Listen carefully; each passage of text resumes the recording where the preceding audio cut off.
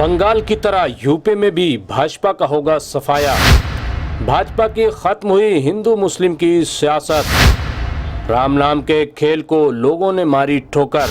5 सूबों की 822 सीटों में से सिर्फ 142 सीटों पर ही जीत सकी भाजपा।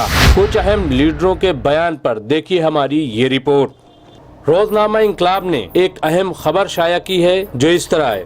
मगरबी बंगाल में बीजेपी की शिकस्ते फाश के बाद अब आवाम की नजरें उत्तर प्रदेश पर मरकूज हो गई हैं, जहां 2022 में असेंबली इंतखाबात होने हैं।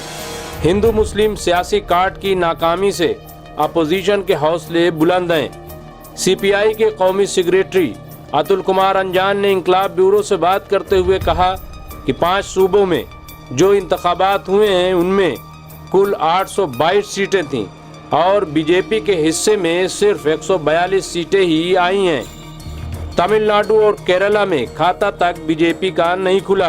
हैदराबाद कॉरपोरेशन में कामयाबी के बाद दक्कन फतेह का ख्वाब देख रहे थे तो क्या हुआ, खाता तक नहीं खुला। केरला में जो एक सीट थी बीजेपी ने वो भी गंवा दी।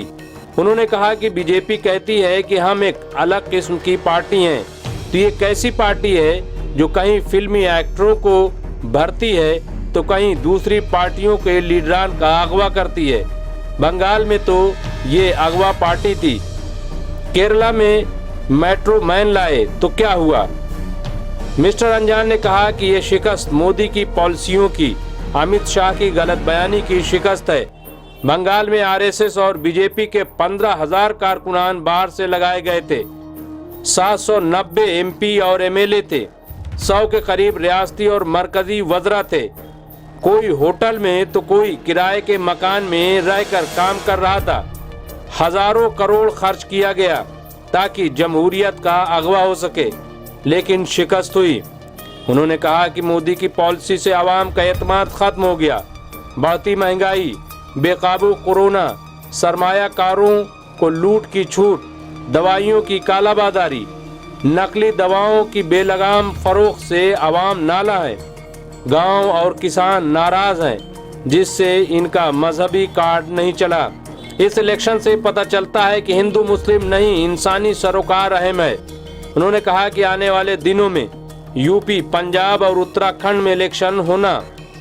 इसमें रेल, गेल, बेल, एमटीएनएल, एलआईसी, सड़कों को बचाना है, यही नारा लगाना है। ये 4 लाख करोड़ का सरमाया है जिसको बचाने के लिए सारी पार्टियों को मुत्तहिद होना होगा। साबिक रुकन पार्लियामेंट शाहिद सिद्दीकी ने कहा कि हिंदुस्तान की किस्मत का फैसला उत्तर प्रदेश में होगा। मोदी हुकूमत का फैसला भी यूपी में होगा। यूपी की सूरत हाल ये है कि बंगाल के नताइज से पहले ही लोग योगी की हुकूमत से सख्त नाराज हैं। मगरबी यूपी में तो कोई एमपी, एमएलए और वजीर गांव में दाखिल नहीं हो सकता, और बाकी यूपी में भी कोविड की जो सूरत हाल है, लोगों में सख्त गुस्सा है। अभी पंचायती इंतखाबात हुए हैं, उसमें हुकूमत ने गड़बड़ की है, फिर भी नताइज आम तौर पर एसपी और लोक दल इत्तेहाद और बीएसपी के हक में गए हैं। इससे जाहिर होता है कि बीजेपी के खिलाफ गुस्सा बढ़ रहा है, और अब इलेक्शन का इन्हिसार इस बात पर भी होगा कि सेकुलर जमातें खुद को किस तरह से तैयार करती हैं और कौन सी हिकमत अमली तैयार करती हैं कि सांप भी मर जाए और लाठी भी न टूटे। अगर मुत्तहिद होकर अच्छे उम्मीदवार मैदान में उतारे और समझदारी से काम लिया तो यूपी में भी बीजेपी का वही हश्र होगा जो बंगाल में हुआ है। यहाँ तक कि ब्राह्मण और ठाकुर भी योगी हुकूमत से नाराज होते जा रहे हैं। अफसरान में भी नाराजगी बढ़ गई है।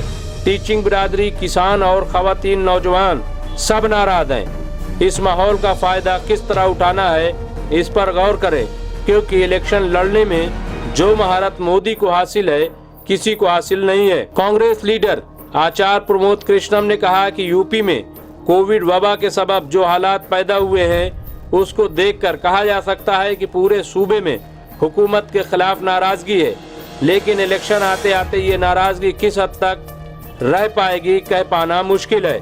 बीजेपी के सामने एक ऐसा चेहरा नहीं है जिसको आवाम की हिमायत इस लेवल तक हासिल हो जाए जो योगी को शिकस्त देने में कामयाब हो जाए। मगरबी बंगाल की सूरत दूसरी है। ममता और मोदी के दरमियान लड़ाई थी। ममता जीत गई हैं, लेकिन ममता की जीत की वजह दो हैं।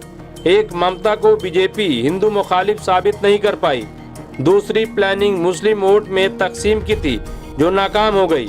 लेफ्ट, कांग्रेस और ओवैसी जैसे सियासी खिलाड़ी को अकलियतों को वोट नहीं मिला।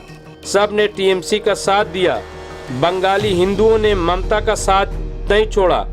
यूपी में ये हालात नहीं नजर आ रहे हैं। यहाँ हालात मुख्तलिफ हैं। मुझे लगता है कि मगरबी बंगाल का कोई असर नहीं होगा।